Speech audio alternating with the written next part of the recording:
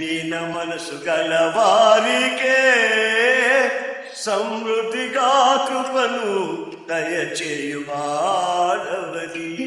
ఈ సముఖములో సజీవ సాక్షినై కాపాడుకొందును మెలకువతో.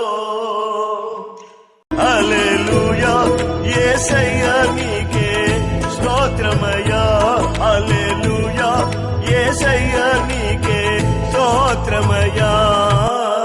మహాగణుడవు మహోన్నతుడవు, పరిశుద్ధ స్థలములోనే నివసించువాడవు.